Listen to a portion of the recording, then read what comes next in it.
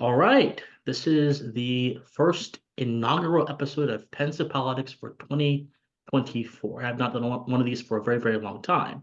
So today I have with me my guest, Will Xander, I don't introduce people, they do it themselves better than I do. So he'll tell you a little bit about himself before we begin. Hi, I'm Will Xander. I'm the founder and CEO of TruthKeep. It's a software company that helps politicians track and manage the information about them online. Excellent. So let's start right there then. So tell me more Yeah, about this Truth Keep and tell me what inspired you? What birthed the idea in your mind to go ahead and do this? And what success have you seen with it over the course of its life? it's been a crazy roller coaster. I have a background in real estate. And so I started I guess you could say, quest into the business world at 18 years old, when I got my real estate license. And within my first year, I achieved, over $40 million in real estate sales. Um, and ultimately it was a crazy time in my life. I didn't really know what to do. I had a lot of success, financially, but also just in general. And I realized that if I was willing to put the effort that I was putting into real estate, into anything, I could do something big. So I really started something that I called discovery work. And I did 1 hour of discovery work every single day for months and months. And this is parallel to the time ChatGPT was released, right? So artificial intelligence is coming into the space, and I'm feeling antsy, right? I'm looking, to make a bigger impact um, in my life, and so one day I just started looking into the rabbit hole of disinformation, misinformation, um, how this is going to affect society in the future, how it already affects society, and how it always has. Propaganda has been a thing for as long as I know, and it's going to get worse. And so that majorly interested me. I understood that it's a problem that not many people are focused on. And so I just started going down that path. And Truth Keep was started in March of 2023. And it's been a crazy journey since then. In September, we were sponsored by Arizona State University. And since then, we've had a lot of momentum, building, awesome relationships with partners, users, potential advisors, potential investors, et cetera. So yeah, that's where we're at right now. We were sadly not able to launch our beta today. So it's available, it's ready, but we're pushing it back 7 days, just because it's really great people using the product, and we don't want to let them down. So Well, before we get into the product, I'm far more interested in the product's interesting, obviously, but I think yet your story that you alluded to a little bit is also interesting as well. So tell me more about because when I first looked you up a long time ago, I did see that you were quite successful in the real estate business. And you're how old again? I'm 21 years old. Okay. So you've made more money at your age than most folks will make in their entire lifetime. That is exceptional. But the money is not what's exceptional. What's exceptional is the skills and the dedication and the will behind producing that result. And one of the things that, in my project here on this channel and in my work that I'm trying to inspire what I call a revolution of the mind. And that's a revolution where our intellect is refined by the fires of proper concepts and principles rooted in philosophy, rooted in studying history, what the philosopher Isabel Patterson called the self-starting individual, that go out there, take the world by the horns, and do something productive, not just productive, but do something substantive with their life. Because a lot of people are focused on being productive, but the problem is, if you're productive all the time, but you have no direction to direct your productive activity, it's useless. It's probably less important to be productive and more important to be thoughtful and let your thoughts and your thoughtfulness lead towards you being productive. So tell me, since you're a young entrepreneur, how did you, where did it all begin before we get to the good part? Where did it all begin? What led up to that golden moment where you made that amount of money? Well, and so to be clear to everybody, I didn't make $40 million, right? I've transacted almost just about $50 million in real estate in my career, Sales. Sales. um, Right. sales, right? So a percentage of that, yes. And so you're right. It is a very substantial amount of money. And for me, I love everything that you just said about how it's kind of that story of really really thinking and focusing on what I want. And there's this there's like this intro to a YouTube video or something like that, and it's this guy. He's a motivational speaker, and he says, what the problem is with today's world is that men don't think, and that resonates with me. I don't think I'm not going to talk about other people, but I'll talk about myself. And when times in my life where I'm not thinking, times in my life where um, I'm not having hope or faith, and I'm not, believing in my future.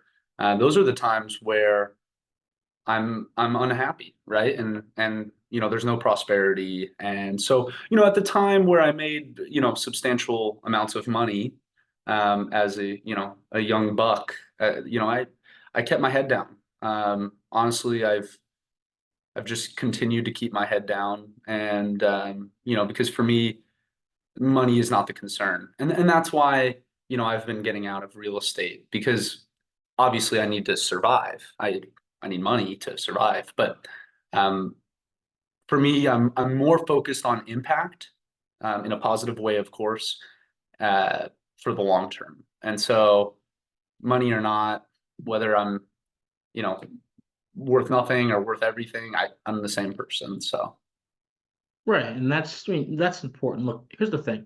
A lot of folks will define their success in life on the basis of how much green pieces of paper they accumulate. That is it's a terrible. vast mistake. That is a Yep. vast mistake. I've known enough rich people in my life. I've been to their houses and I see how they live. But what's more interesting to me than how they live is how they think. A Mhm. lot of rich folks, at least ones that I've known. This is not, of course, this is not universal because there are people that got money who got it through inheritance and have no skills whatsoever. So I'm Yep. not trying to overgeneralize, but a lot of people that were self-made successful people Mhm. oftentimes have a mindset that, regardless if they make money or not, leads to a healthier and better life. They oftentimes have a very, very good mindset. Yep. So, so how did you because sales is a very grueling industry. I did it for about 4 or so months. Now, I was in a more non-traditional type of sales. I was in a multi-level marketing for insurance. And so that's a very different animal than I assume you were in. Maybe you were in that kind of, I don't know, but that's a very different animal that is, I think there's a lot of questions that people have about it, that I have about it. We can talk about it later maybe. But even in that environment, it's very much an output game. How much product can you get out? How many folks can you corral or get to? I mean, it's a numbers game basically. That's right. So what was your mentality approaching sales, and when was that moment where you hit a critical mass and saw yourself going to greater heights in that profession? So, just to give context for you and for the listener, my entire life, many people, especially my father, stressed to me. They said, Will, you will be a salesman. And they weren't forcing it, but it was echoing my personality, right? So I would there would be some sort of scenario, right? And I mean, I could have been 7 years old or 8 years old. Um, and I mean, my dad would be amazed by the way I would talk to somebody, or the way I would get my own way, right, in certain situations. And he would always say, "Will, you're going to be a salesman one day." And I used to get mad at him. I would say, "No, I'm not going to be a salesman. What are you talking about? And, lo and behold, that's exactly what happened. And it happened very quickly. But, for me, I love what I do.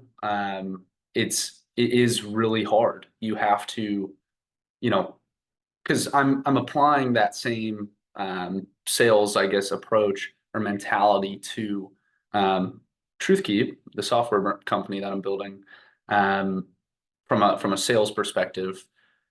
But when I got my job um, at the real estate investment firm that I did all those sales at, I just knew that it was such a good opportunity, and I worked so hard to get that job. I walked into upwards to 30 real estate firms for a 6 month period, um, asking for a job before I ever had a job. I said, "Hey, I have my real estate license. I'm 18 years old. Can I please have a job?" And I got denied, denied, denied. And ultimately, Orion Investment Real Estate, that's the brokerage firm, they gave me the opportunity. And, you know, they basically said, "You're starting next week," right? And in that week period, I just spent a long time focusing, thinking, thinking. Yeah, to, go back to thinking. I just spent a lot of time thinking, realizing how much effort I've already put in to that point. And I just realized I'm not going to let this opportunity down. And so from that day, from the day I started, September 14th, 2021, I was 19 years old, I believe, at the time. And I started to have a Kobe Bryant mentality. I literally was the first one in the office, last one out, and kept that mentality for well over a year. I have that mentality still, but related to real estate. And, after so much success, that's when I started realizing I kind of wanted to do something else. I tasted the success and just said, "Eh."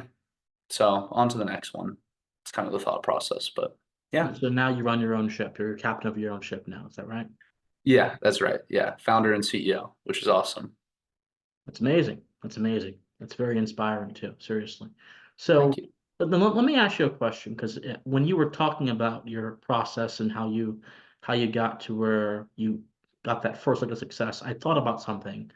What's your perspective on the rise and grind culture? The idea that you have to be up at 6 a.m., work all day, and then go to sleep. Don't even get 8 hours of sleep, because there was a very famous comedian a few years ago, Steve Harvey, that said if that rich folks, people that are successful, don't get 8 hours of sleep. What's your opinion of that culture? Is it a valid way to pursue greatness in life, or is it a one method amongst many different ones? So the short answer is it's one method among many. It's one method among many, but it's a great method. It's like, and it's funny because sometimes I'm working so hard.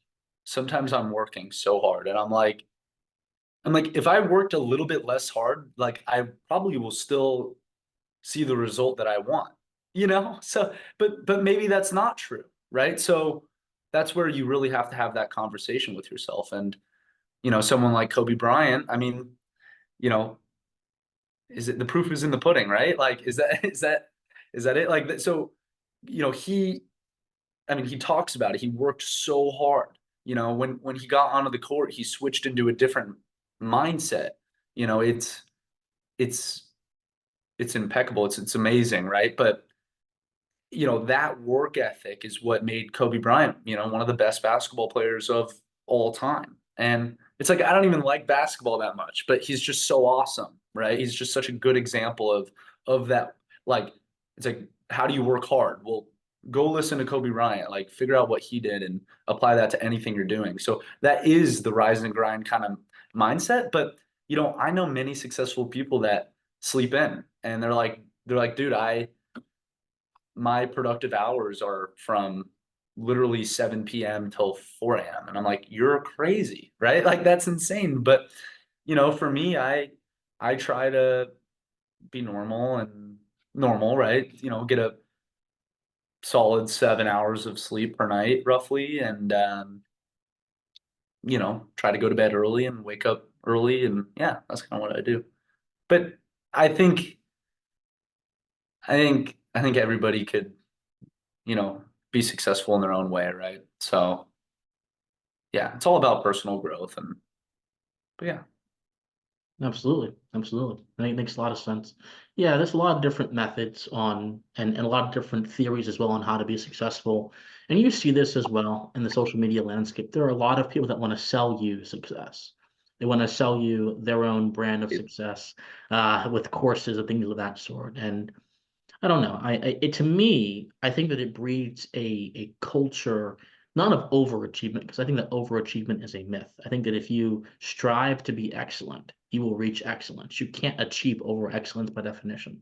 So I don't believe in overachievement. What I do believe in, That is cool. yeah, what I do believe in, however, I do believe in a ruthlessly competitive mindset that puts more focus on those you're competing against as opposed to your own self-betterment. That's what I do believe in, and I think that is particularly concerning. Competition helps refine our own skills. So if it's taken in a healthy way, it's great. But the moment it becomes an object of a object of covetous desire that you want, that you seek out, that's the moment it becomes a problem and it becomes a detriment to excellence. And so Yeah. I think that right now, a lot of people's version of success, right? Kind of like the Gary Vaynerchuk version Yeah. of success. And I'm not attacking Gary Vee. I used to listen to him a lot, but he's selling you a very particular, more radical strain of motivation and success that makes a lot of people, for better or for worse, think they are already at a disadvantage because someone else is already bigger and greater than them. I Yep. think that the best way that you can achieve greatness is by focusing on bettering yourself and making sure that you're better than you were yesterday. That's just That's my perspective. exactly right. So, David Goggins says your daily resume, like what's your yeah, daily resume? It's like what'd you do today? And that is what matters. It's not about, how early you wake up though, or anything like that, and how much money you make either. I think it's a awful way to score it. I to your point, you were saying, many wealthy people where it's like, are like, how happy are they? I don't know, how happy are they, right? It's like it's all relative. So yeah. now onto the service that you're providing, because I Yeah, don't want to get too off into the weeds. That was very nice, for that kind sure. of Yeah, consciousness there. But yeah, onto the service you're providing. So, yeah. you mentioned that your service exists to counter disinformation, misinformation, propaganda. I find it interesting. What do you think about, because if we look at the word disinformation particularly, we see a rise in the use of that word around 2017.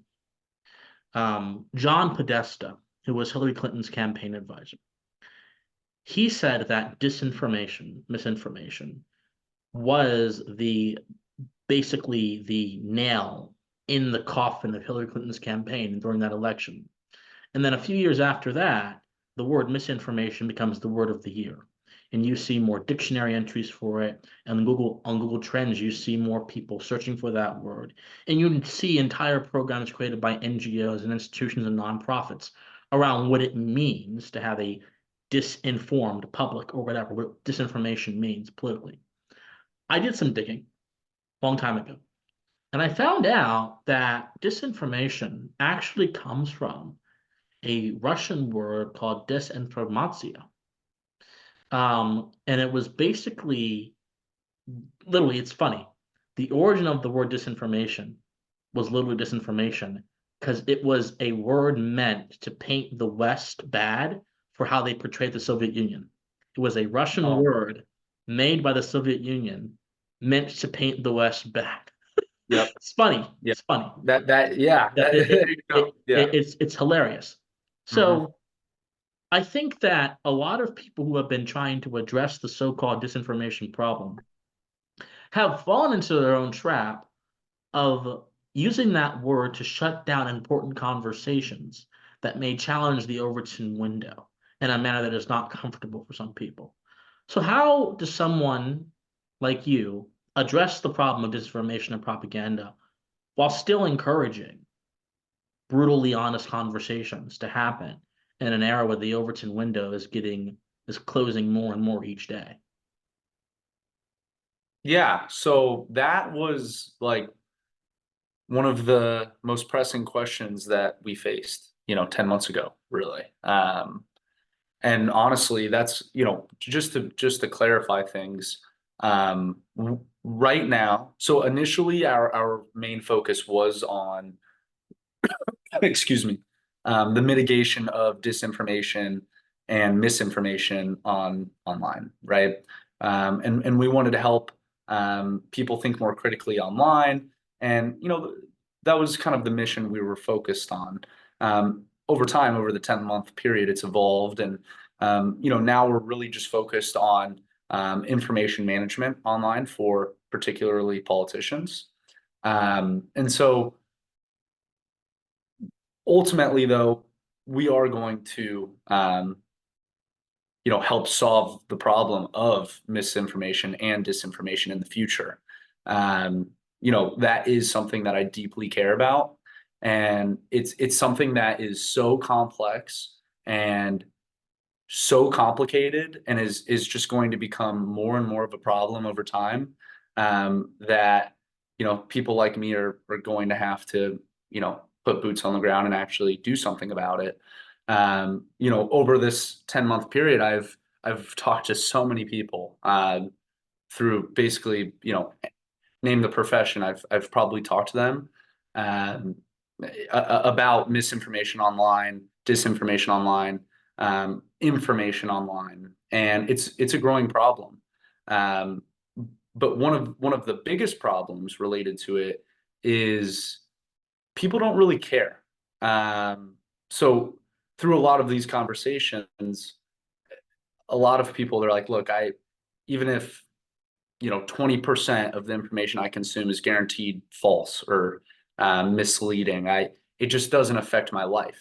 And so that's concerning, because people who are the opposite of me, that want to bring chaos to the world, which there already is chaos in the world because of the influx of data online, right? You're talking about 2017. That's when there was the increase in the use of the word disinformation and misinformation. That's probably also the increase of disinformation and misinformation in general, right? Because of social media platforms and the easeability of the spread of information through the internet, and how quickly you can spread it. It's wild to really think about it, but nobody does. And that's the thing. So through these customer conversations, people don't care that, because at the time, TruthKeep was trying to build a product where it's like, hey, we'll sell this to you and it'll analyze whatever you're consuming online and, give you perspective. But they didn't care. And so, that's where we decided it's like, okay, we're not gonna, try and start a company um, with a rock on our back trying to learn how to swim. You know what I mean? So I wanted to pick a niche market that struggles with this influx of information online. So that market is the political space, right? Um, the political space is chaotic. It's been chaotic for several years. It did not used to be like this, right? If you look at old debates, it wasn't like this, right? It was slow. It was respectful. It was meaningful, impactful. Today it's like just chaos. It's childish. People roasting each other online, and it's awful. So why? Why? Because these are symptoms. These are not problems. These are symptoms. And so what is the problem? Well, it's the spread of information online. That is the problem. And obviously there's, you know, branch problems of that. That could be just one of the umbrellas, one of the pieces of the pie. And so, you take that and you take artificial intelligence and you take, 10, 15 years down the road, our lives will be completely, filled with disinformation and misinformation, right? And the most wild part is that we are going to be fighting it with AI, right? So we're going to be fighting AI disinformation or misinformation with AI because there's no other way to do it. And so, that's what companies like TruthKeep will be doing in the long term. But, so in regards to, your initial question, like how do we go about that? Right now, you can't. I'm not the arbiter of truth. Nobody is. It's especially in 2024. I mean, it's really hard to speak your truth. I mean, everybody has their own truth nowadays. So it's like, how could you, it's almost like despicable in a way to try and even build a company, a profitable company around being the arbiter of truth about, saying like, oh, we know what's true and false because whatever technology company is saying we know what's true and what's false, you're wrong, right? And so our goal, Interesting. well, and I don't mean like to clarify, if they say they have technology that claims whether or not things are true or false, they're wrong. That's a false statement. They can't do that. You can calculate sentiment. You can calculate maybe the understanding, the background of where somebody might be coming from in an article or a social media post, but what's true and what's false, right? Maybe a scandal comes out about a politician that is false, but everybody in the world thinks it's true. And the only people that knows it's false is the politician and God, right? And so like, oh, but whatever this software is saying it's true, right? And so that's where we, at TruthKeep, wanted to, pivot away from, and kind of put it on the back burner because uh, maybe that's not how we do it. Maybe one day we profit, or sorry, not profit, partner with a nonprofit, um, and maybe ultimately do something in that respect. But it's really, really difficult to build technology around disinformation. So that's kind of, yeah, that's what we're dealing with. So yeah. So now it's more so about managing reputations online by doing what exactly? So in our beta, which will be the free version of the product, um, there's multiple features. We have sentiment analytics, we have trending topics, we have something that's called latest recommendations, which will be added in the next couple weeks or so. And so basically, what it's doing is a politician would sign up and immediately receive the last 30 days of information about them online. So our system would go onto the internet and gather all of the information related to that user. And it would provide analytics immediately, right? So sentiment scores on articles. It would provide flagged articles, right? So articles with sentiment scores of 30% or less, that's considered a flagged article. And it will immediately basically just start your process, right? So from then on, it's tracking data, right? So it's kind of like a Whoop strap or a Fitbit that tracks your health, right? And you have the app with the dashboard, very similar, but it's tracking your online presence, right? So this product wouldn't matter to a random Joe Schmo on the street that nobody knows, right? But to the average politician that has, lots of, PR and media and, people saying different narratives about them and people lying about them, the misinformation and disinformation about them. What our product does is takes all of that and puts it on a silver platter for them and says, here you go. And so that's we realized over this 10-month period that the major contributor, excuse me, to the world's chaos right now is the influx of information, right, and the speed of information. So why don't some of the most important people in today's world have a tool that, helps them track that information in real time very, very quickly at a cheap cost, right? Comparative to teams and consultants and things like that. So, Yeah, no, and I think that as you were going through this, I was thinking to myself about something you said earlier.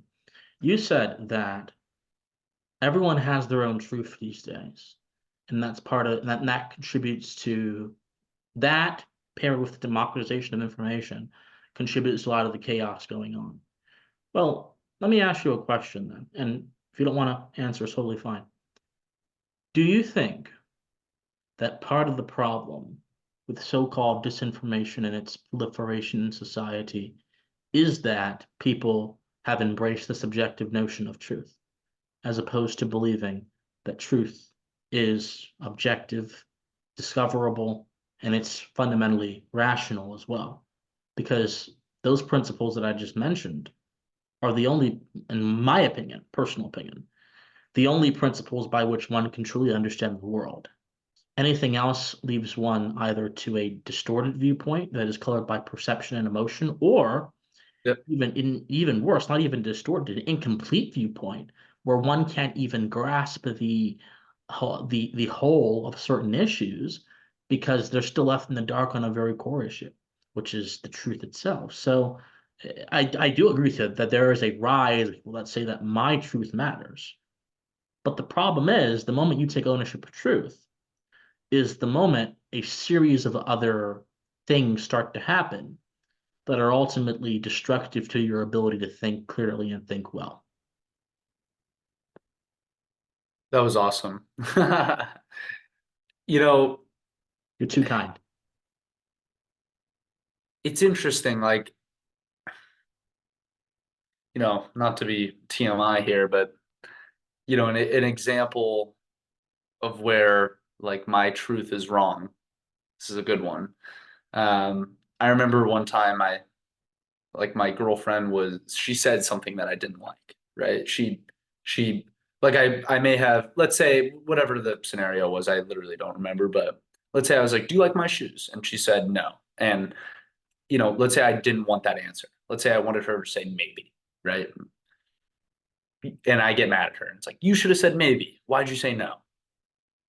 You know, after this argument or whatever scenario this was, I had a conversation with a buddy about it, and he's like, dude, you're not God. He's like, you can't control what someone else says, and or how they respond or anything. You can't. You're not God. And so it's like, yeah, what is true? I mean, okay, we can all agree that the sky is blue. Okay, the sky is blue. Well, my dad told me the sky is purple.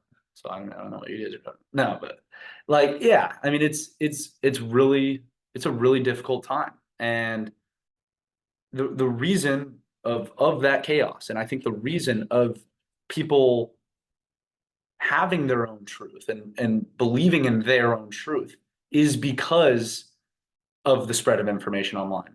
And really it's not the spread of information online, or I guess what's parallel with it, or they're together in the same group, is just social media as a whole. There's pros and cons to social media and the internet. 100%. They've done a lot of good and they've done a lot of bad, a lot of destruction, a lot.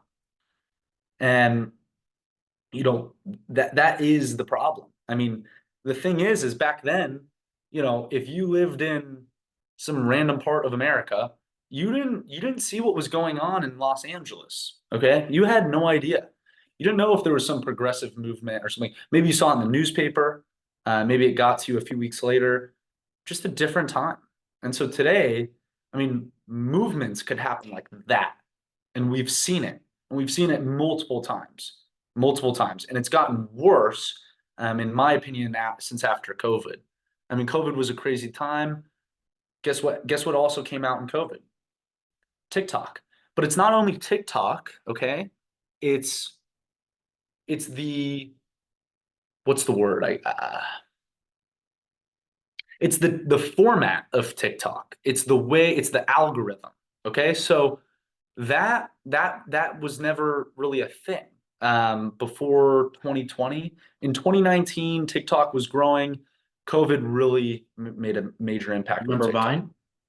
I do recall Vine, but the algorithms weren't the same. It Right. didn't Yeah. um it didn't it didn't know you better than yourself. Okay. So it just gave Right. you whatever was popular. TikTok knows you better than yourself, and you'll have withdrawal if you're not on it after, if you're using it 6 hours a day, like most of kids these days are. So it, it the point is that, and we all know this, and you know this too. I mean, if you're, let's say, questioning your sexuality or something along those lines, and you're on TikTok all the time, and you see somebody that is also doing the same thing, and maybe the post has 1 million views and 500,000 likes, and it has all these comments, and you're like, oh, this is what's going on. Oh, this is true. This is reality right now, and whatever it is, it could be anything. It could be politics, right? The radicalization of people in the political space. Like, so whichever way it is, left, right, up, down, I mean, people really, there's a sense of tribalism, right? And so, and it's never been easier than today, because I mean, some part of Truth Keep software development team isn't even in America, and we talk all the time. So like that. So when you think about it, people can create, uh, their own perspective and own truth so quickly today, and they can, make it valid too. They can verify it. They can say, yeah, this is okay because other people are doing it. I don't care if, it's not my tribe in Scottsdale doing it, but whatever, other people are doing it, so I'll do it. And that is the problem today. So how do you counter that? Like,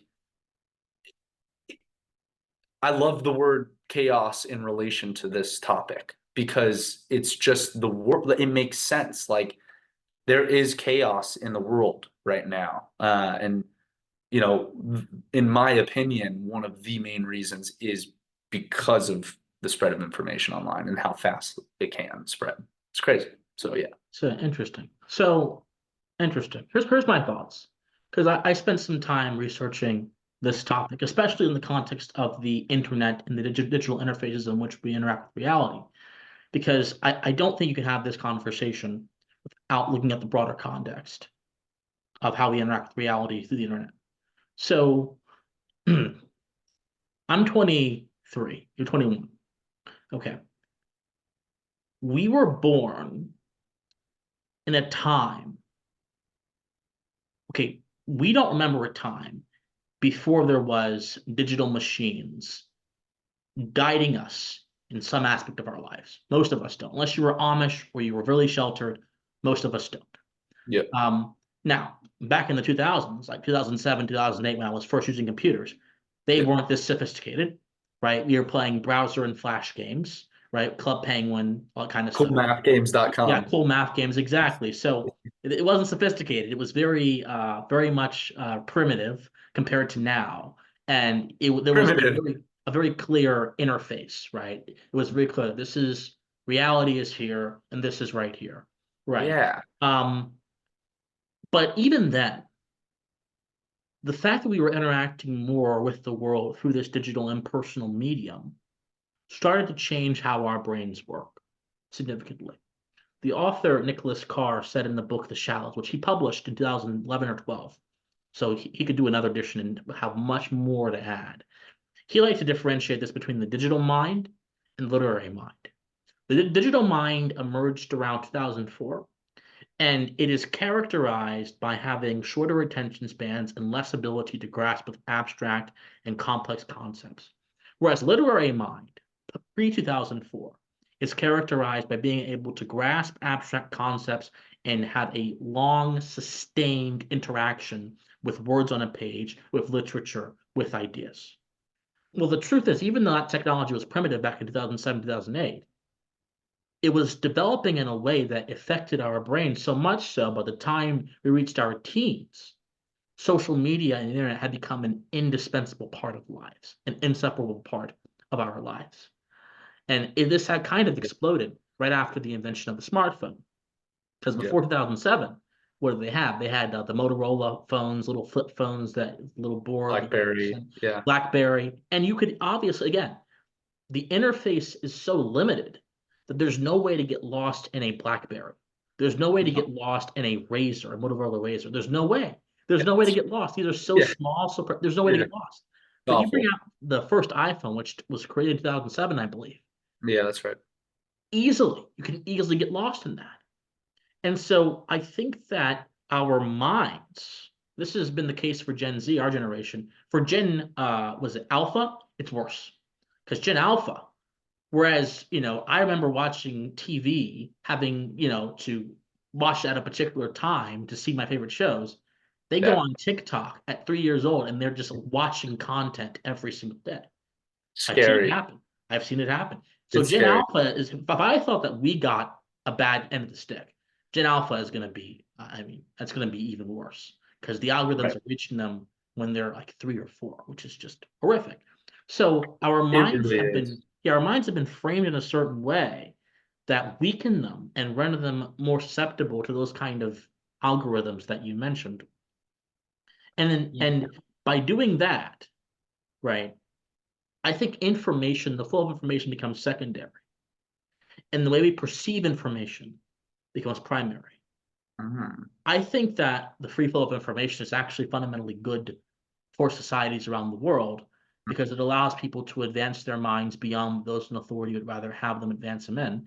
And it also allows people to refine their skills in a manner that puts the onus of their own success more clearly in their hands than it had in previous generations.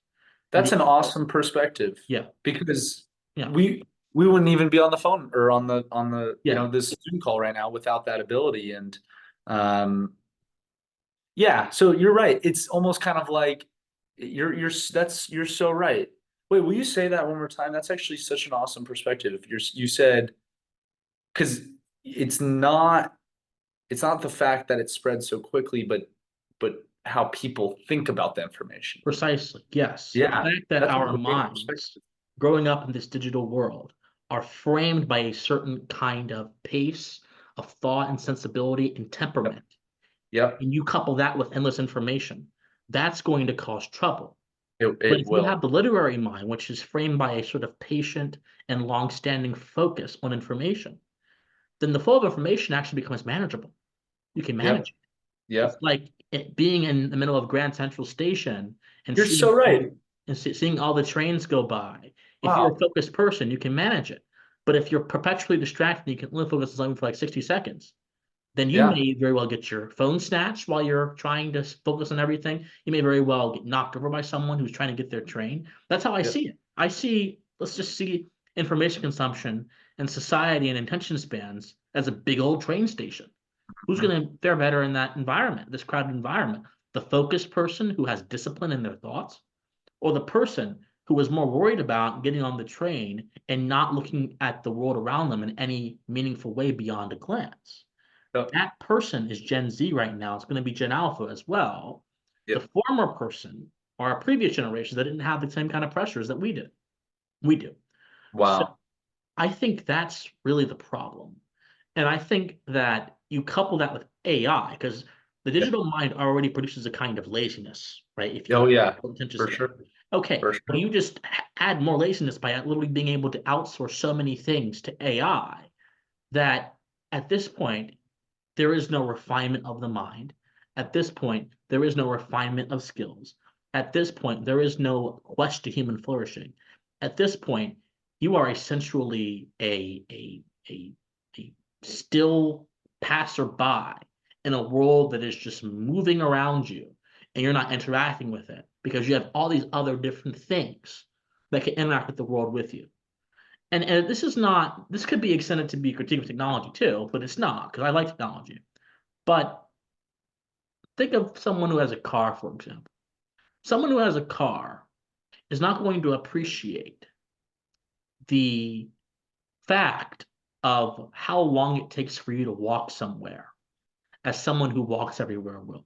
He's not going to appreciate the sights and sounds of the journey he takes on his walk.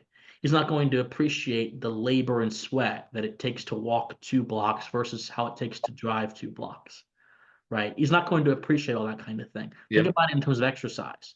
If you run on a treadmill all the time, you're not going to have the same kind of appreciation for running that a cross country runner has.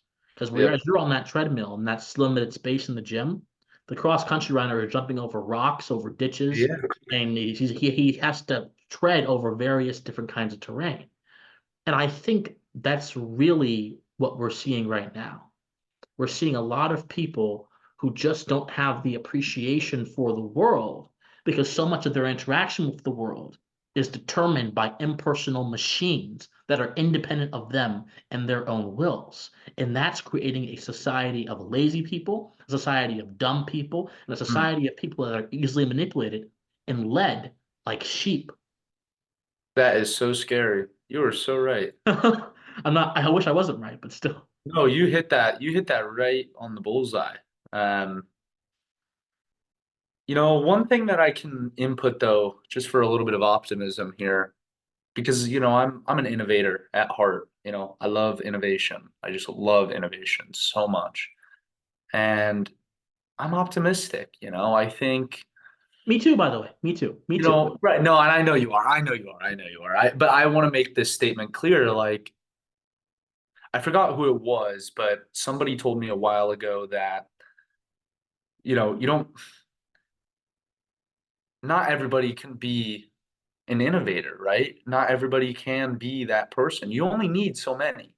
And it's like you look at some of the best innovations in the world, right? They come from groups of people, right? They come from teams. They come from it. There, it's really the best innovations in the world are basically just mini projects within a big project, and these projects have teams, right? They have engineers. They have the leaders, and they meet every week, every day. Like this is just the way it works, right? And um, so, personally, my goal in the grand scheme of all of this is to, you know, make a big impact positively, um, and really just try and counter everything that is negatively impacting the world right now from an information perspective online. People do need to think more critically online. But you know, since forever, there's a lot of people that just kind of follow the leader like sheep, like you said. And so it's like, how do you counter that? I don't know. And so that's where people like you and I, we're young. We're 23 and 21. We're here to talk about these ideas, think them through, and really figure out which way is the best direction. Because in reality, we're on this crazy planet called Earth, and life is relatively difficult. It's hard. We're all human. We all suffer. No one's perfect. And so it's really difficult. It's like how do you keep moving forward? Like, how do you pay your bills? How do you keep your family happy? How do you stay healthy and know how do you do all of that while also knowing, all the information you take is true? You intake it. It's very difficult. So, um, it's a fun mission, to be Yeah, doing what I'm doing right now, for sure. So, absolutely. Yeah. And look, and I think that you doing this on the business side is great. It really is going to help impact the culture, I believe. And look, there are new threats in the new era, in the new world that have to be faced. And so I'm very happy that you are deciding to take on that task and help people safeguard something that's actually it's been quite forgotten. It's actually one of the most important things you can have in a respectable society, and that is your good name. Because you can lose everything else. If you lose your credibility and good name, your social standing is diminished to an extent that it could basically be like a virtual kind of death for you. So I think that it's very important. think of the way people get canceled. It's Yeah, crazy. exactly. Yeah, exactly. Crazy. It I mean, absolutely is. somebody actually that we're working with, who's running for a position right now. He was an advocate for speaking the truth during COVID. And, I have major respect for this guy. And, But I'm happy that he's, one of our beta testers. Because, this guy, he gets it. A lot of people, they just don't want to think about it. They don't want to think about how, what are the cons? And what can we do about it? So absolutely, absolutely. Yeah, no, and I think that a lot of people need to study more, read more about this stuff. I've taken an amateur, it's interesting. I've taken an amateur interest in AI and algorithms and digital stuff. I have no background in any of that kind of stuff. I went that's to good. college for philosophy and journalism, and the journalism information that I learned was absolutely useless. I would never Oh, use it. I would never suggest that that anyone sucks. use it seriously. In college, Oh, most of the time too. But that's a different story. It's a different story, different. But still. oh, So the future of education, my friend, is going to be yeah, interesting. it's horrific. If we don't correct the ship right now, it's going to be bad. If we correct the ship, and people are beginning to realize that, hey, me going into $60,000 of debt to pursue a degree that is functionally useless in the real world is not going to be the best use of my time. Let me develop a skill. People are realizing that, which is a great thing. And I think if that trend keeps going upwards, we're going to see, hopefully, in my lifetime, the death of the higher education industry. And there's a lot. Skills make money, jobs don't make money. Right, exactly, exactly. Um, Skills make money, jobs don't make money. I love that quote. yep, And people don't absolutely, get that. absolutely, It's like, absolutely. oh, and that could be applicable to the idea of a college degree as well. It's like skills make money, degrees don't make money, right? Yeah, it's Like, interesting. A lot of people talk about how the internet has reframed our brains to think a certain way. mhm. Well, a lot of people have sacred cows, intellectual sacred cows, that they are wedded to, not on the basis of that sacred cow being correct or being factual or being plausible or sound. They are wedded to that sacred cow because they hold an affection for it in their heart due to being told it their whole life and laboring under it as if it were true. Sometimes a lie is more powerful than the truth if you can get a man to believe the lie over the truth. So, for generation after generation, many Americans have held on to the sacred cow of going and pursuing a college education, then getting a degree, getting a job, having a family, and that's it. Your life is done. And it's interesting because if you think about that beyond the romanticized version, right, which will say, well, a college degree gets you more money than a non-college degree. Well, actually, that's not true because relative to someone who didn't have a college degree, they probably have less debt than you. So you don't Yeah. have that much money actually. But still, that's one of the stats people use sometimes to like, no, it's not true. Don't play with me like that. You can't play with me like that. That's what I'll say to you. Yeah, yeah, It's not true. It's not yeah. true. But if you, it's interesting because if you can show someone that idea, what it does is it grooms you to be a perpetual employee for the rest of your life.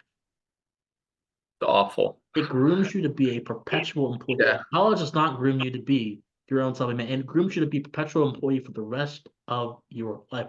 You're Insane. sending people to the lowest level of their potential and reinforcing it through institutional credentials that are supposed to make them feel as if they've accomplished something. When in all reality, they've just won some tournament set by people who don't have their best interest at heart. That's when you really get to see how this system works. And not in a conspiratorial way, but in a just a real life empirical way. The system from cradle to grave, which has rules and expectations and standards that very few folks until recently have questioned the wisdom of, and then Wow. conform your mind to those rules, expectations, and standards, you become a product of the system. And your whole life, you live at a lower level of potential than you possibly could have for that very reason. That's been the fate of a lot of people. Now, of course, there are people that go to college, they do great things, Supreme Court Yeah. justices, politicians, lawyers, Yeah. their own businesses. I'm Oh, not yeah. trying to attack those people, but I'm saying Oh, yeah. the vast majority of people that go to college, my suspicion is they are perpetual employees for the rest of their life. I mean, and don't quote me on this, but maybe do. I think I'm right. I think one of the largest employers and that employs ASU graduates is ASU. Wow. I'm not Yeah, surprised though. I think Not that's true. I surprised. think that's with most universities as well. I might be wrong, but um, it's an interesting statistic. I mean, ASU is one of the largest employers in Arizona anyway. I mean, it's one of the largest colleges in the United States, but it's crazy, man. I mean, look, I've had a lot of success. I mean, the my users, the people that I talk to, are some of the most successful people on earth, in my opinion. Like, I don't think they're successful because they're a politician, but it's not easy to get to that point in life. That takes a lot of hard work. Like, to be in any political position, just even the campaign, you're like, okay, this person has hustled once or twice in their life, right? Like, and so, yeah, I mean, it's crazy. Yeah. So anyway, No, it's unfortunate. The cult of the perpetual employee is the most devastating development of the modern world to the potential of the human being. that's right. And we have to really, Well, so what do we do? You well, know, what do you, well, what we do is we have to rephrase cultural expectations and norms. Here's the thing that school doesn't do in America, public schooling at least. People that get classical schooling and private education, this is not applied to them. They are oftentimes way better off than most people. Public schooling in America does not teach you, and this is well known, not how to think. It does not teach you how to critically consider the world. It teaches you dogmas of the system. It teaches you static curriculum. It teaches you basic things that don't actually, in many cases, have real world relevance. And in other cases, it teaches you how to be sympathetic towards a particular kind of viewpoint. This is what we saw when the mm, 1619 project was coming along in public schools, when other mm, kind of dogmas were being taught in public schools by teachers unofficially through the curriculum. If you want to know the deep lore about public schooling actually in America, it's but interesting. I won't go too long about this, but it's interesting because before 1835, which was the crucial year for the reformation of education in America, we had what is called traditional education, which was a form of education where politics and social issues were kept far from the classroom and where general matters, general topics were primarily addressed. Well, after 1835, what happened is our education system became Prussianized. A bunch of American educators on the university level went over to Germany and they learned from a guy called Wilhelm von Humboldt, who was a Prussian bureaucrat, well, a modern day Germany Prussian bureaucrat, whose theory of education rests on the principle called Wissenschaft. And it basically says that education exists for the sake of education, not for the sake of the person being educated.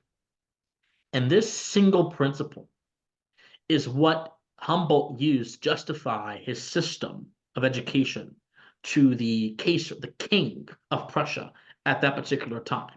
So these American educators studied him, absorbed his nonsense, went all the way back to America, and began to found universities, mm. research universities on the basis of this principle. In fact, Wow. University of Michigan was the first public university in America founded on Prussian principles. The University of That's Michigan, the wild. flagship university of that state, Yep. and other universities began kind of taking after it. Johns Hopkins University, when it was first founded, every single member of their faculty, you can check me on this, studied under Humboldt. They were adherents to the Prussian system. Johns Hopkins, the number one medical institution in perhaps the entire Yeah. world, Yeah. every single one of their original members studied this system. Wow. So, and then afterwards, in the progressive era, 1900s, you get the public schooling system as we see it now. We get the creation of that system, public schooling, government financed schooling, because before then, there was no public schooling. It was more localized and privately financed.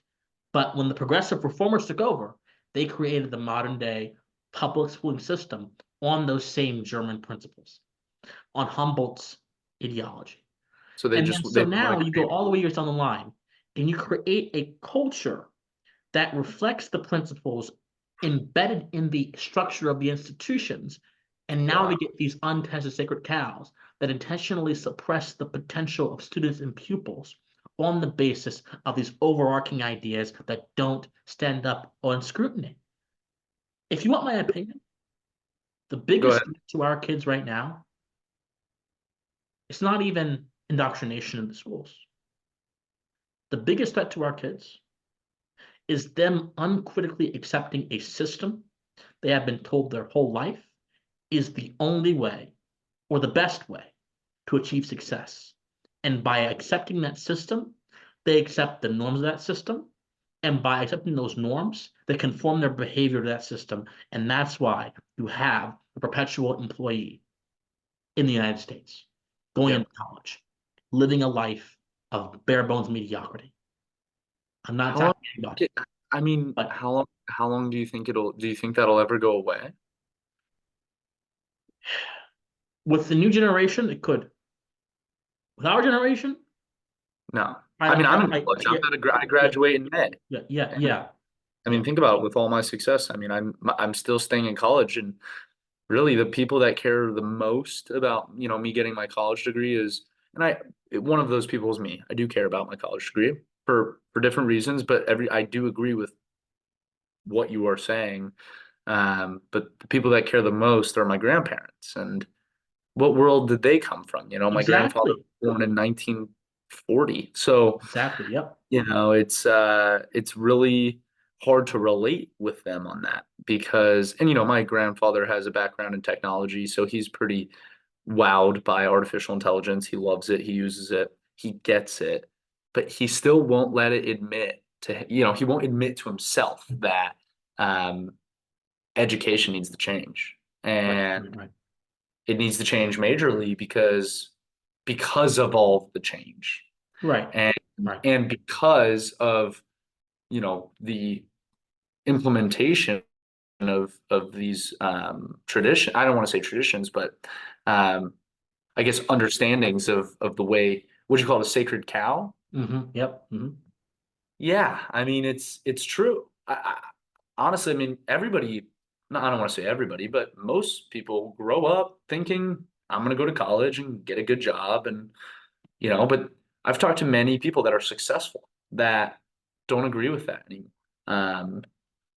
And it really just depends, right? Because if you want to be a doctor, you have to. You Sure, have there to. are a limited amount of pathways that require Right. college. Now, in my opinion, even those pathways shouldn't require college. But If you look want to at, be a yeah, doctor, you yeah, should be able to go right from high school to medical school. I agree. Maybe you'll have I a went lower to a trade level. school. I Yep, went to a trade yep, school in high school. My junior year yeah, of high school, I attended a trade school, and I'm a major advocate for it. It yep, was one of the best experiences of my life. Obviously, I didn't continue with the trade that I was doing. I was focused on radio engineering, so sound, audio, radio. I had my own radio show on Tuesdays and Thursdays called The Morning Dose. It was awesome, wow, but I realized I didn't want to do it. But the trade school gave me that opportunity, right? And this trade school gave everybody else every other opportunity, such as, being a nurse, criminal justice, being a chiropractor, you know, being a vet, graphic design, uh, going to school to be a firefighter, welding, um, working on big Freightliner engines. I yeah, think exactly. rocket engineering trade. It's crazy, right? But so how are more schools not implementing that? It's crazy, or more cities or states. And it's not private, right? It's actually free. I think it cost me a tuition of like $400 a year or something, like for certain EVIT fees. It's called EVIT, the East Valley Institute of Technology in Mesa, Arizona. Awesome place. And to your point, I mean, how do we fix this? Do we just have more, you know, good people with money, build private schools or charter schools that, where they implement the maximum amount of resources, or um, do you just go into the public schooling system and just tear it apart and start from scratch? Like, what do you do, right? Because to your point, I mean, when did this all start? The 1830s? I think 1830 set the foundation for it, and then it just spiraled from there. Yeah, that's a while ago, right? So it's like, do we backtrack? or do we just like start from square one, or what do you do in this situation? Well, yeah, you have to see Gen Alpha, right? The new generation coming up from behind us, Yeah, they can be saved from this easily. You just don't raise them up. But the problem is, here's the thing: the system is designed to outlast all of us. The system is so enshrined not only in our mindsets, but also in our laws. And through our laws, they are seen as culturally and socially necessary. The yeah, moment you even suggest a minor reform to public education, such as, let's say, I don't want kids that are in a poor zip code to have to go to the school in this zip code. I want them to have school choice. Even if you suggest that, the entire public school lobby, the unions, the superintendents, the teachers will rise up and say, you hate the poor people, you hate students, and you want to make education inaccessible. Imagine the early Americans being told, because I want to be able to choose where I send my child to get their education, because I want to exercise my parental right over their development to ensure they have the best chance possible, I hate them. uh, They would say that's probably propaganda from the crown. They would they would counter. they would do a Yeah, lot right. to you. Like the founding generation wouldn't play with that. They didn't play with that. They were very rowdy people, and for good reason. Because a constitution for a republic requires not just a moral people, it requires an assertive people to survive. So, but our people are not assertive anymore. A lot of us, not all of us. I think we're both evidence, but not all of us. But a lot of us are passive, and we're like sponges. And if the Yeah, culture says you go to high school, public high school, and we'll put a gun to your head with the law called truancy to make you, okay, we'll do it. We're going to, so the system is designed to outlive all of us by virtue of all these various things put in place. So you're going to have a tiered approach. The first tier, get rid of truancy laws. yep, Second tier, establish, and this really can't happen nationally because it's a 10th Amendment issue, but in every jurisdiction, establish a school choice rule that just because you live in a geography does not mean you have to go to that school. Um, Second tier, we're going to have to reevaluate, and this is not going to sound pretty. We're going to have to reevaluate the existence of the public schooling system. We're going to have to really ask ourselves if, in terms of outcomes, in terms of its stated foundation and its aims, in terms of its original design, if the public schooling system is the best way to educate American youth. Youth in North Korea, state education works fine for them because they are limited in what they can see and do and act and feel. But you talk about American youth, the country that arguably out of every other country in the world has the most permissive realm of action possible, which then allows you to both get yourself into good stuff and to evil stuff too, depending on what you choose to do. It's all about individual choice. You can't have a centralized education system which restricts the horizons of students from the moment they set foot in it with something called curriculum. You can't have that in America. You can't have that. So I think we're going to have to abolish public school system. Honestly, it well, I sounds mean, radical. what's going to But happen yeah, is,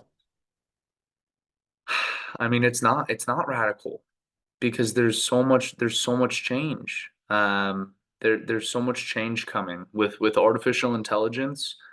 There's going to be so much change in the education system. I mean, it won't even look anything similar to what it was for us growing up. I I mean, agree. It's not even. it's already changed. And when I was a kid, I took some STEM classes. I learned how to type fast on a keyboard, whatever, right? Oh, But me too. Me too. I had a yeah, very high yeah, work per minute, very high, like yeah, they were 190, I think, prepping us. 190, very high. Yeah, I took a class in seventh grade called mobile tech. I actually remember that. It's hilarious to think about. But um, you know, I have a buddy of mine. He's actually a professor at ASU, but he's also a founder of a software company. It's called Primer. You guys could look it up. The listeners, I would advise you to look it up as well. It's primer.net, and he's revolutionizing the education space, and it will happen, whether it's my buddy Mark Nafel, or anybody else. Artificial intelligence, something like Chat GPT, Uh, it knows so much. It knows so much. And if you want to, get down to lessons that are as basic as a, first grade history lesson, it can do that, you know, better, more dynamic, more intuitively than anybody or anything like that for free, right? So it's like, Yep. and for the good version of primer.net, it's only $10 a month. And so what Primer does, I'm like talking all about this.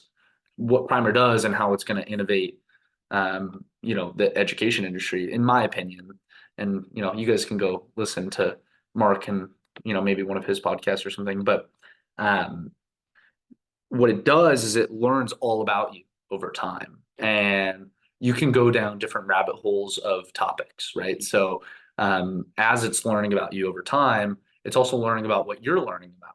So if you take a course on software engineering, it'll note that, and then maybe a couple days later it'll suggest a new course. Or you could say, hey, I want to take a course about um, you know, all these different topics within software development over the next 7 days. And it'll do that, and it'll prepare that for you. And it could connect to your Google Calendar and organize it with you. And so when you think about that, that's available in 2024. I mean, what could be available in 6 years, right? For a fifth grader. I mean, in theory, couldn't Right. it just be a AI on a projector screen You could talking to the class, and maybe there's an aide in the classroom? And so, but who's controlling that narrative of that AI, right? The parameters, precisely, right? And precisely. so there's all of these things that we're going to have to face. And that's why, like, I'm super excited, because like I just want to be on the forefront of all of that. Um and I think I surround myself around people that are have the same goals as me. I want to make a positive impact. I don't want to be remembered for negative things, right? So how can I make the most maximum impact in the most positive way in my lifespan? And I think that's going to be related to something along these lines, fixing one of these deep rooted issues. And maybe it's not the education system. Maybe I'll leave that up to Mark over at Primer, but maybe it's this chaotic realm in the political space that nobody can seem to, put the cap back on. It's like, what's the term or the phrase? It's like the genie's out of the bottle. Yeah, the We got to, Pandora's box has been opened, the cat's out of the bag. Yeah, yeah. yeah. So, uh, yeah. So for me, it's like, how do you go back from that? A lot of thought, a lot of effort, a lot of smart people. I need smart people on my team. I'm not going to do this alone whatsoever. I'm not a genius. I have certain skills that are awesome for me, and my work ethic is all right. I work hard, but I can't do this alone. And so, you know, to the point of how significant these problems are, and how impactful they are on the world, and how different they are. It's like these are problems that we've never seen. Um, Totally. Yep. it's like we need people like you, we need people like me, and we need all the help we can get. And it's like, because I'll listen to the experts, right? And that's the thing. Like, I need data scientists, right? I need people that just understand the flow of information. But with that said, you need people that are, that have the same core values, right? Um, especially when you're dealing with information online. And so, like, because it's interesting. I was texting a mentor of mine the other day about this thing that's going on. The World Health Organization wants to, pass some bill or something that basically states, I, don't quote me on this one, but basically changes the definition of what a public health crisis is. Am I correct? Absolutely. Yeah, yeah, yeah, yeah, So, yeah. So that they were so trying to make an amendment, right, that would do that's right, this. which is And really, really scary. Yeah, not only that, so it's an amendment that not only changes what a public health crisis is, but in addition to that, it gives authority over to a organ of the WHO, Yep. to, I think they call it pandemic readiness or something, to literally Ugh. start governing how that country, their member state, runs their public health crisis. Yeah, no, this is they've been trying to So do this for a few years now. They've kept so trying. They haven't so I succeeded, but they kept trying. Yeah. well, so there's some sort of date coming for May, some sort of deadline. And so Yeah. I was doing some research on it, and I ended up texting a mentor of mine about it who's really passionate about this stuff. And I started talking to him over text, and I'm just questioning what's going on, right? And I was like, why? And he said something. He's like, well, because they think what they're doing is right. So whether it is right, whether it is wrong or not, it doesn't matter. What they think they're doing is right, and to them it's okay. And you know, a, uh, you know, Adolf Hitler thought the same thing, and so did the guy that killed Abraham Lincoln. Right, in his journal, he thought God was telling him to go kill Abraham Lincoln. Like, you know, what you were doing was wrong, right? But who am I to say that, right? Well, obviously murder is wrong, right? But well, what's the motive? Why do certain people want to do certain things? Like, why is the education system the way it is? And everybody's pushing their own agenda and their own narrative. And so, how do you counter that?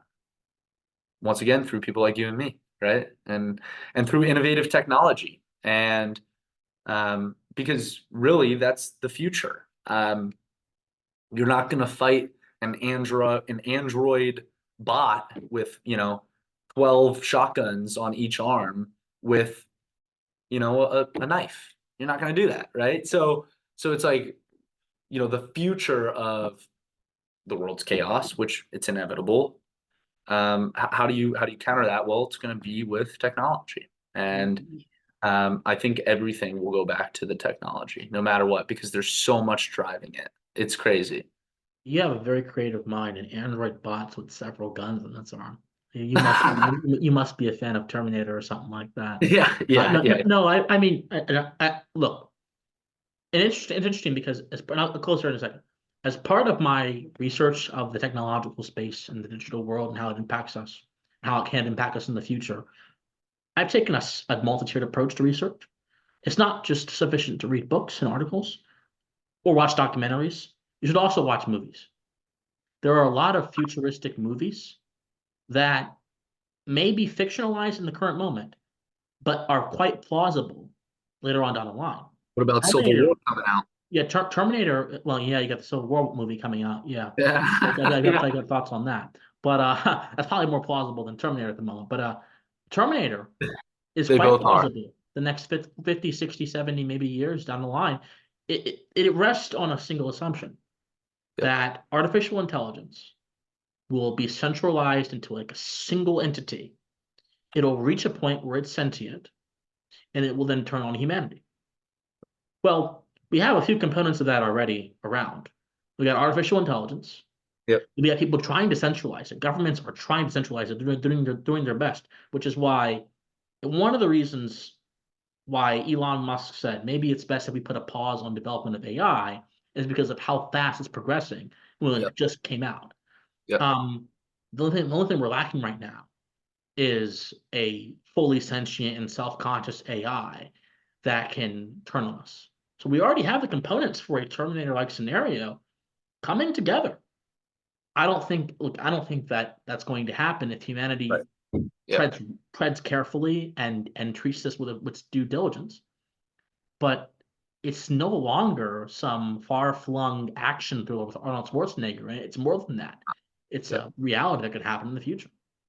Well, so we already are, droids. We already are part human, part device.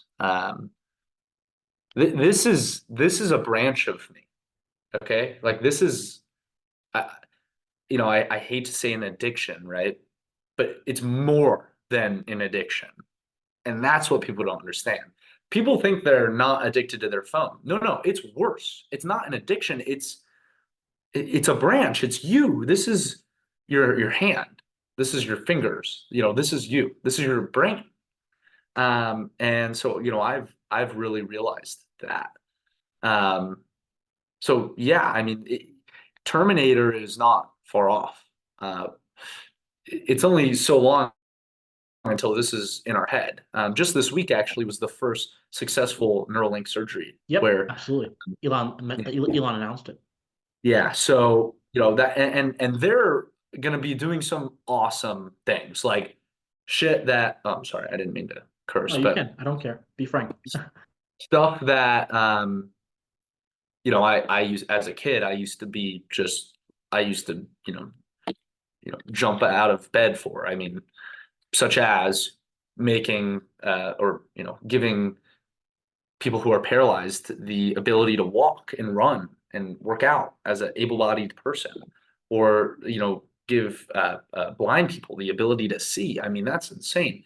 It lifts a lot of anxiety off my shoulders. I'm like, geez, if I ever, knock on wood, I hope not, but ever went paralyzed or something, I would use Neuralink, right? So we're already there. And it's like, okay, Neuralink, we have the hardware. We have the hardware that will do the procedure, the robot will do the procedure.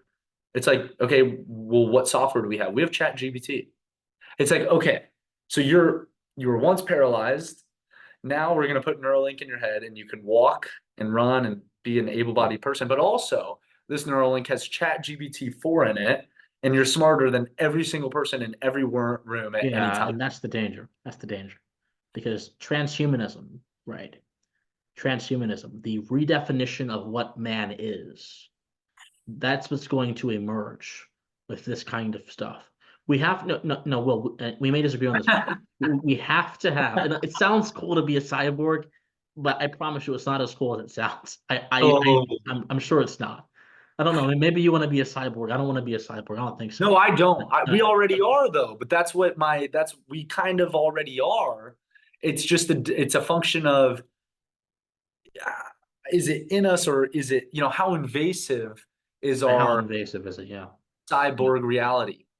It's crazy. Yeah, look, there's a lot to be said about Chills. Neuralink and being a cyborg and transhumanism and the digital redefinition of man. I don't want to hold you for too much longer. So why don't you just come on some other time? We'll talk about that because that's an entirely Yeah, different show we yeah, can I have would a love to. conversation about. Yeah, Seriously, yeah. yeah, no, seriously. I mean, it's an important conversation. It's a I wild. actually, I interviewed one of the most prominent advocates for transhumanism in America, Zoltan Esteban. There's Oh, I need to listen a to that. transhumanist party of America, which has actually Oh, ran people for president. He's been one of their big people. And he's one of wow. the leading public voices for transhumanism in America. Now, one of the most leading in the entire world is Yuval Noah Harari. He works with the WEF. He's a very big transhumanist, and he is known all across the world. And I have thoughts about him as well. But anyway, no, look, this has been a brilliant conversation. I Thank you. appreciate your time, your work, and everything like that. Any last word before we sign off here?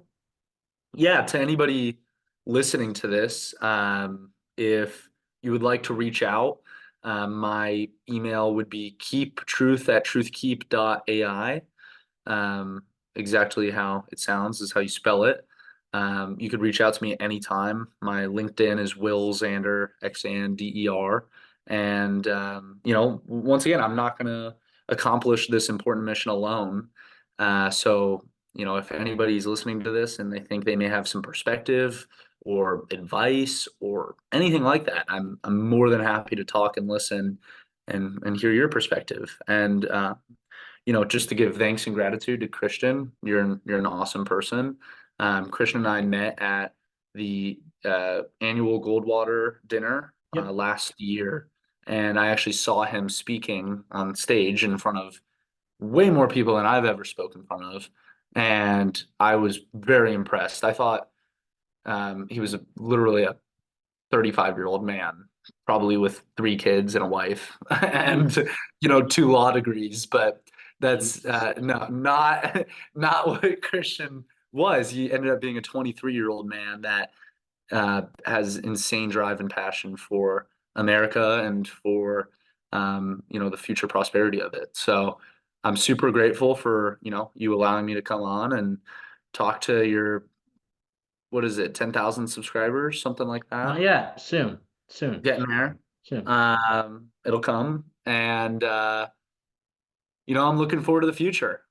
Truth Keep's gonna accomplish some super badass things, and I believe we're gonna revolutionize the information space online, specifically in politics. So we're excited. that's awesome. Yeah, no, I believe it. I think that your company is going to go far.